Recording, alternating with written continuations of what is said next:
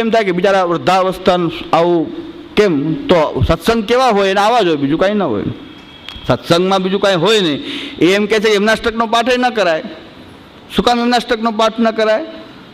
તો કે ગોવર્ધન ધરણ કોણ? આપણા પતિ. આપણે કોણ? એના પત્ની કે સ્વામીની.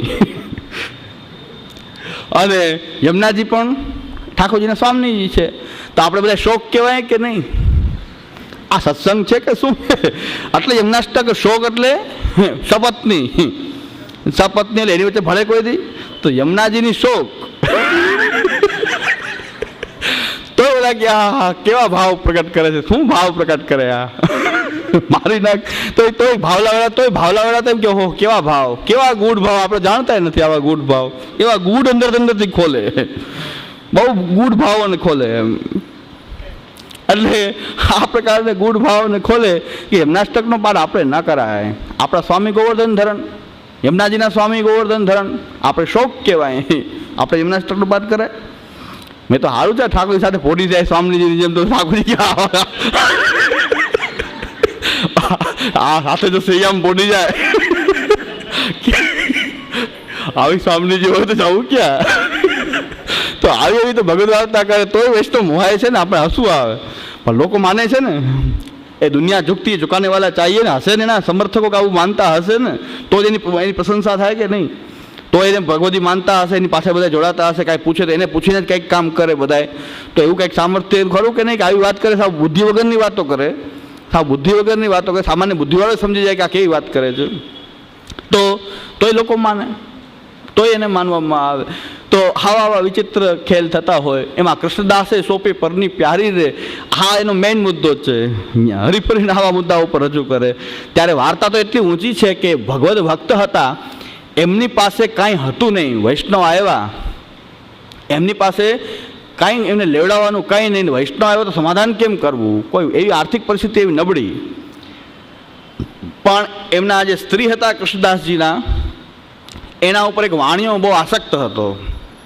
એ વારંવાર એમને એ પ્રકારથી એ ખરાબ નજરથી જોતો અને એ ધંધો કરતો અનાજનો, કે એની દુકાન હતી મોદીની. તો બહુ ખરાબ દૃષ્ટિથી એના ઉપર દૃષ્ટિ કરતા.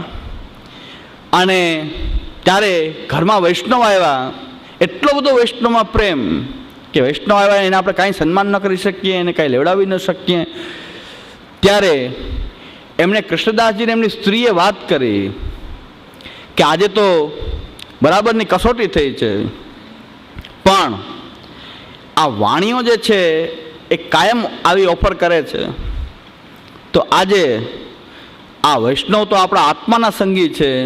આ દેહ જે છે એ તો એ વારંવાર મળે છે ને વારંવાર. આ તો આત્માના સંગી છે. વૈષ્ણવનો તો આત્મધર્મ છે. તો આ એની સામે આ દેહ તુચ્છ છે.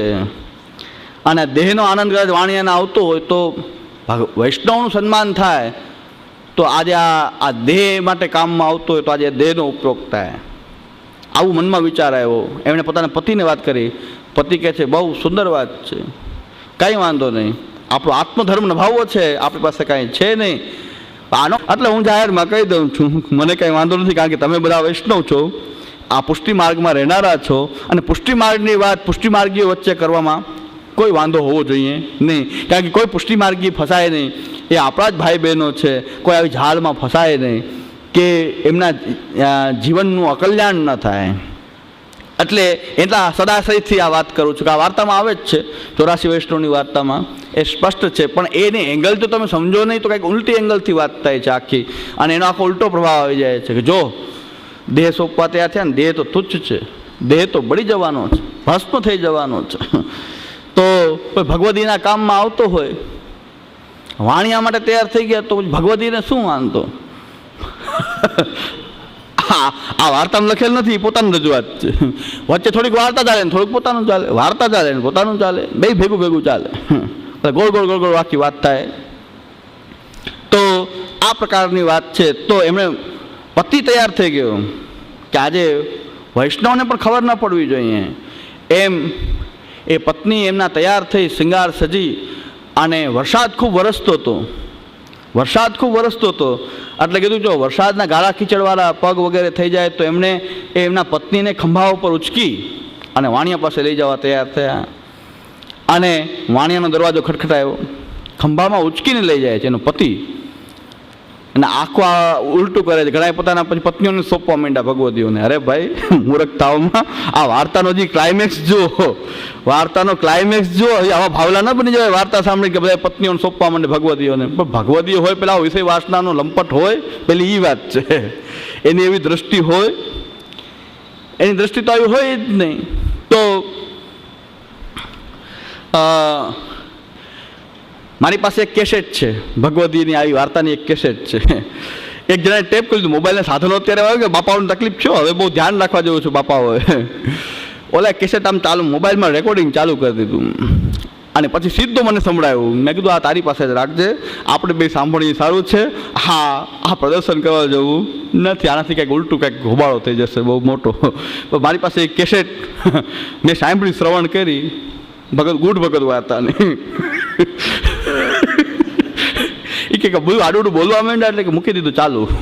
એટલે હવે બાપા હવે ચેતી જવું પડશે કે હવે તો રેકોર્ડિંગ ગમે ત્યારે ગમે આ થાય, પછી ગુપ્ત નહીં રહે, યે રસ પ્રકટ કિયે રસ જાય, આ બધો રસ પ્રકટ થઈ જશે. એટલે હવે તો આવું થઈ ગયું, એટલે ચાલુ કરી દીધું. અને પાછું વચ્ચે વચ્ચે પૂછે, પ્રશ્ન પૂછે કે આ મહાપ્રભુજી એમ આજ્ઞા કરે છે કે વિષયાક્રાંત દેહાનામ નાવેશ સર્વથા હરે, એ શું? એ વાત સાચી જ છે ને. વિષયાક્રાંત દેહાનામ નાવેશ સર્વથા હરે કીધું છે ને મહાપ્રભુજી, એ વાત જ સાચી છે. વિષયાક્રાંત દેહાનામ નાવેશ સર્વથા હરે, આ વિષય છે જ નહીં, આ તો અલૌકિક. લૌકિક હોય તો વિષય હોય ને, આ તો અલૌકિક છે. આ એનું સોલ્યુશન આપ્યું પાછું, તો વિષયાક્રાંત દેહાનામ, વિષય તો ન જોવો જોઈએ, વિષય નથી આ તો અલૌકિક, રસરૂપ, ગુડ, ભાવાત્મક. એટલે એમ છે આ, એમાં કોઈ વિષય નથી. વિષય બુદ્ધિ એમાં કરાય જ નહીં. એ તો બહિર્મુખ લોકોને વિષય દેખાય, ભગવત અભિમુખ લોકોને વિષય ન દેખાય. એમાં વિષય નથી, એ તો અલૌકિક ભાવનાઓ છે. એ તો પાત્ર હોય એ જાણી શકે, અનુભવી બિના અનુભવ કાં જાન નહીં, જાકો પિયા નહીં ચિત્ત ચોરે, પ્રેમ કે સિંધુ કો મર્મ જાન્યો નહીં, સુર કહે કાં ભયો દેહ બોરે. આમાં તો દેહ બોલો તો ખબર પડે, થોડાક આમાં જબોડિયા ખાઓ તો એમને થોડી ખબર પડે. આ બધા એવા રહસ્ય છે, ગૂઢ રહસ્ય છે. હવે આ વાર્તાનો ક્લાઇમેક્સ કહી દઉં કે આ વાર્તાનો હકીકતમાં હવે ક્લાઇમેક્સ શરૂ થાય છે. આ વાર્તામાં એ દબાવી દેવામાં આવે કે વાણિયાને દરવાજા ખોલ્યા કે તું કહે છે ને દર વખતે જો આજે લઈને આવ્યો છું, પણ મોદી તું કાંઈ ઓલું બધું અનાજ વગેરે જે કાંઈ જોઈએ આપી દેજે તો વૈષ્ણવનું સમાધાન થાય. તો વાણિયો તો ખુશ થઈ ગયો કે જે વસ્તુની ઈચ્છા હતી સામેથી પ્રાપ્ત થયો, એનો પતિ લઈને આવ્યો. પણ એના ચરણમાંથી, આ સ્ત્રીના ચરણમાંથી રજ ઉડી વાણિયા ઉપર. આ ક્લાઇમેક્સ છે. વાણિયાની બુદ્ધિ ફરી ગઈ કે આ તો મહાન આવા ભગવદ ભક્ત છે અને હું આવી બુદ્ધિ કરતો હતો આની ઉપર. એ તો પગમાં પડી ગયો કે તું તો મારી માતા છો.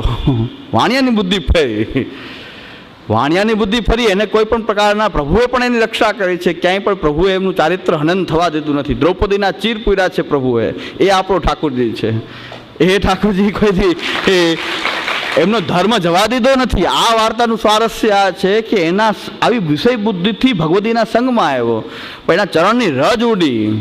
નકર એને ભગવતી તો ખબર નથી કે આ ભગવતી છે, એને તો એના રૂપથી જ મોહિત હતો, ખાલી રૂપથી મોહિત છે. પણ એના ચરણની કંઈક રજ ઉડી અને વાણિયાને લાગી તેની બુદ્ધિ ફરી ગઈ કે હું શું કરી રહ્યો છું, આ તો મહાન આવા ભગવત ભક્ત છે ને આવું એની સામે દુષ્કર્મ કરી રહ્યો છું, મને આમાંથી બચાવો, હવે હું તમારો છું, હું તો તમારો માતા રૂપ દેખાઉં છું. તો આ એનો ક્લાઇમેક્સ આખો વાર્તાનો એ છે કે એમાં કોઈ એનું ચારિત્ર હનન થયું નથી. વાણિયા પાસે ગયા, પણ વાણિયાની જ બુદ્ધિ ફરી ગઈ. તમારામાં જો ભગવત ધર્મ એટલો દ્રઢ છે તો તમારા સંગમાં આવનારની બુદ્ધિ પણ જો વિષય હોય તો એનું પરિવર્તન થઈ જાય. પણ આ તો બધા ઓતપ્રોત થઈ જાઓ છો, એમાં લિપ્ત થઈ જાય છે, તોય પાછો ભગવતી ઓતપ્રોત થઈ જાય. વ્યભિચાર રૂપ મહાપાપ કરતો હોય તોય ભગવતી, કેનો ભગવતી? એટલે આ પ્રકાર છે. તો આ બધી લંપટ લીલાઓ છે, પણ કે વાર્તામાં કાંઈ એવું આવતું નથી. વાર્તામાં તો આ બતાવ્યું કે આવી બુદ્ધિ ખરાબ કોઈની હોય. આટલો હીન કક્ષાનો વ્યક્તિ પણ આવા ભગવત ભક્તો હતા કે એનો ખાલી આ રીતે સંગ થયો અને ચરણમાંથી સ્પર્શ પણ નથી કર્યો. વાણિયાએ સ્પર્શ પણ નથી કર્યો આ વાર્તાની અંદર. કે સ્ત્રીના ચારિત્રને કાંઈ વાંધો આવ્યો હોય, દ્રૌપદીના ચીર પૂર્યા છે પ્રભુ, એવો ઠાકોરજીનો જેને આશ્રય છે, અને ભગવત ધર્મ માટે એ પોતાના દેહ ધર્મને તુચ્છ માનીને જાય છે. ત્યાં એમ નથી કીધું કે બધાએ આવું કરવું. વાર્તામાં એ સિદ્ધાંત નથી આવતો કે બધાએ આ રીતે કરવું. કૃષ્ણદાસે પરને સોંપી પ્યારી એટલે બધાને સોંપું કે લ્યો કરો આનંદ. એમ નથી કરવાનું. આ તો તમારી અંદર ભગવત ધર્મની એટલી દ્રઢતા હોય તો કોઈની બુદ્ધિ એવી હોય તો તમારા એના સંગ માત્રથી એના ચરણની રજ ઉડી તો વાણિયાની બુદ્ધિ ફરી ગઈ, એ વૈષ્ણવ થઈ ગયો, એ વૈષ્ણવ થયો. તો એ આ સામર્થ્ય એનું ભગવદીયત્વ, એનો ભગવત ધર્મની એટલી પ્રબળતા બતાવી છે. પણ વંચકો એને આવી રીતે રજૂ કરે તો એનો ઉલટો અર્થ થઈ જાય અને એમાં ઘણાનું અહિત થઈ જાય, અકલ્યાણ થઈ જાય, અને એને કોઈ લીલા સમજી બેસે તો મહાન નાશ થાય.